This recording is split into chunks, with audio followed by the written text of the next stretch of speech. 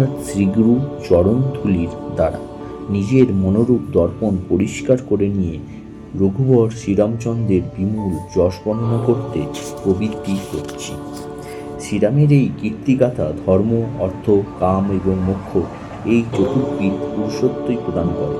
কিন্তু আমি যে নিতান্তই নির্বোধ, সুতরাং এই কর্মে অক্ষম, তা বুঝে পবননন্দন হনুমানকে স্মরণ করছি। প্রভু, আপনি কৃপা করে আমার সেই ক্ষমতা এবং বুদ্ধি এবং বিদ্যা দান করুন। আমার সর্বপ্রকার ক্লেশ এবং তজ্জনিত বিকারসমূহ হরণ করুন। হে হনুমান, হে কবিশ্রেষ্ঠ, আপনার জয় হোক।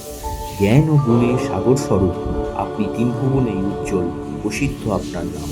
আপনি শ্রীরামের দূত, অতুলনীয় আপনার বল ও তেজ। অঞ্জনার পুত্র আপনি, পবননন্দন নামেও আপনি পরিচিত। মহান বীর মহাবিক্রমশালী বজরংবলী, আপনি কুমতি নিবারণকর্তা এবং সুবুদ্ধির সঙ্গী, অর্থাৎ শুভ বুদ্ধি প্রদানকারী।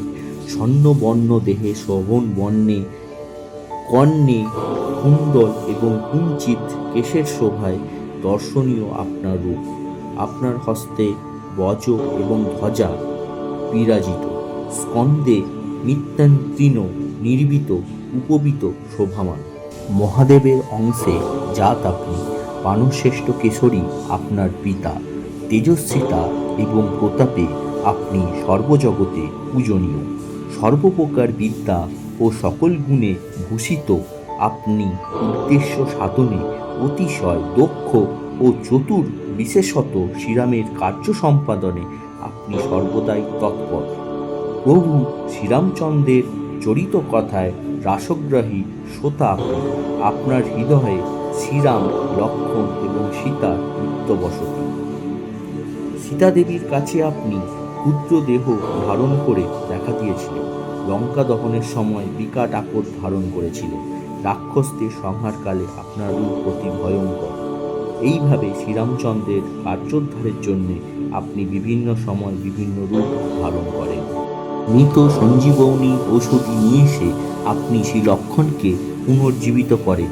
আপনার এই অসামান্য কর্মকুশলতা দর্শনে আনন্দিত চিত্তে শ্রীরাম আপনাকে বক্ষে জড়িয়ে ধরেন। রঘুপতি আপনার অশেষ প্রশংসা করেন এবং বলেন, তুমি ভরতের মতো আমারও প্রিয় ভ্রাতা।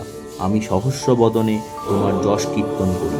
একথা বলে শ্রীরাম আপনাকে কণ্ঠলগ্ন করেন। ব্রহ্মাদি দেবশ্রেষ্ঠগণ, স্বয়ং দেবী সরস্বতী, সনকাদি মণি চতুষ্টয়, অনন্তনাগ, নারদ সহ অন্যান্য ঋষিবৃন্দ, যম, কুবেরাদি দিকপালগণ ও কবিশ্রেষ্ঠ তথা জ্ঞানীবৃন্দ আপনার মহিমা বর্ণনা করে উঠতে পারেন না। আপনি সুগ্রীবের সঙ্গে রামের মিলন ঘটিয়ে তাকে রাজপথে পুনঃপ্রতিষ্ঠিত করে তার পরম উপকার সাধন করেছিলেন। বিভীষণ আপনার পরামর্শ মেনেছিলেন এবং তার ফলে তিনি লঙ্কায় অধীশ্বর হয়েছিলেন। একথা জগতে সকলেই জানে। সহস্র যোজন দূরে অবস্থিত যে সূর্যদেব, তাকে আপনি মিষ্ট ফল জ্ঞানে গ্রহণ করতে উদ্যত হয়েছিলেন। প্রভু শ্রীরামচন্দ্রের নামাঙ্কিত আঙ্গুরীয় মুখের মধ্যে নিয়ে আপনি সাগর লঙ্ঘন করে পারাপারে গিয়েছিলেন। এতে আশ্চর্যের কিছুই নেই, কারণ বালককালেই আপনি এক উল্ফনে সূর্যের সীমায় পৌঁছেছিলেন। জগতে যত দুষ্কর কাজ আছে সবই আপনার কৃপায় সহজসাধ্য হয়ে ওঠে। শ্রীরামের দ্বারে আপনি রক্ষক, আপনার অনুমতি ব্যতীত কেউই সেখানে প্রবেশ করিতে পারে না। অর্থাৎ আপনার কৃপা ব্যতীত ভগবান রামের প্রতি ভক্তি লাভ হয় না। যে আপনার শরণ নেয় সে সর্বসুখ লাভ করে। আপনি যাকে রক্ষা করেন কারোর কাছ থেকেই তার ভয় থাকে না। আপনার তেজ একমাত্র আপনি স্মরণ করতে পারেন, অন্য কেউ আপনার তেজ নিবারণ করতে পারে না। আপনার হুঙ্কারে ত্রিভুবন কম্পিত হয়। মহাবীর হনুমানের নাম যখন যেখানে উচ্চারিত হয়, ভূত পিশাচ সেই স্থানের নিকটেও আসতে পারে না।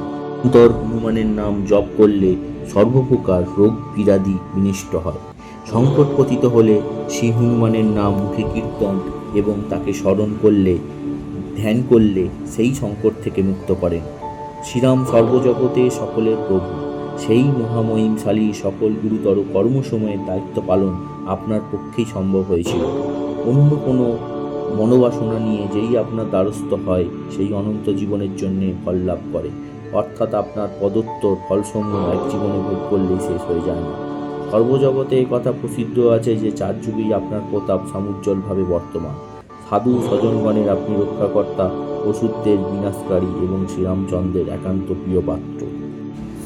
মাতা জানকী দেবী আপনাকে এরূপ বর দিয়েছিলেন যে আপনি ইচ্ছে করলেই অষ্টসিদ্ধি, 9 প্রকার সম্বোধ, নবদা ভক্তি অথবা কুবের মহাপদ্ম আপনি দান করতে পারেন। শ্রীরামের প্রতি প্রেম ভক্তি আপনার ভাণ্ডারে বিদ্যমান, অর্থাৎ আপনি দয়া না করলে তা লাভ করা যায় না। হে রঘুপতি দাস মহাবীর হনুমান, আপনি সর্বদা আমার নিকটে থাকুন। ভজনা করলে তা প্রকৃতপক্ষে শ্রীরামের উদ্দেশ্যেই নিবেদিত হয় এবং শ্রীরামের প্রতি সম্পাদন করে জন্ম জন্ম সঞ্চিত দুঃখ রাশিকে তা ভুলিয়ে দেয়, অর্থাৎ দুঃখ নির্মূল হয়ে যায়।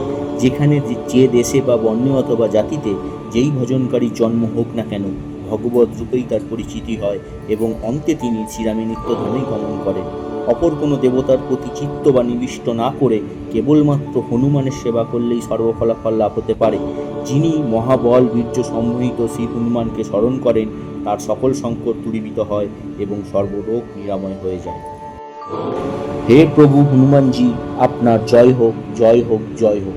গুরুদেব যেমন তার শিষ্যের প্রতি অনুগ্রহ প্রকাশ করে থাকেন, সেই রকম আপনিও আমাকে কৃপা করুন। এই হনুমান চালিসা যে শতবার পাঠ করবে তার বন্ধন মুক্তি ঘটবে এবং সে প্রকৃত সুখ সৌভাগ্য লাভ করবে। যে কেউ এই হনুমান চালিসা পাঠ করবে তারই সিদ্ধি লাভ, উদ্দিষ্ট ফল লাভ হবে, এই বিষয়ে স্বয়ং মহাদেব প্রমাণ। তুলসীদাস সর্বদাই শ্রীহরি সেবক দাসনুদাস। হে প্রভু, আপনি তার হৃদয়টিকে আপনার বসস্থানে পরিণত করুন, অর্থাৎ তার এই হৃদয় নিত্য বাস করুন। শ্রীরাম, লক্ষ্মণ এবং সীতাদেবী সহ সংকটমোচন, মঙ্গল বিগ্রহ, সুরশ্রেষ্ঠ শ্রী পবন নন্দন আমার হৃদয় বসতি করুন। জয় বজরংবলী, জয় হনুমান চালিসার জয়।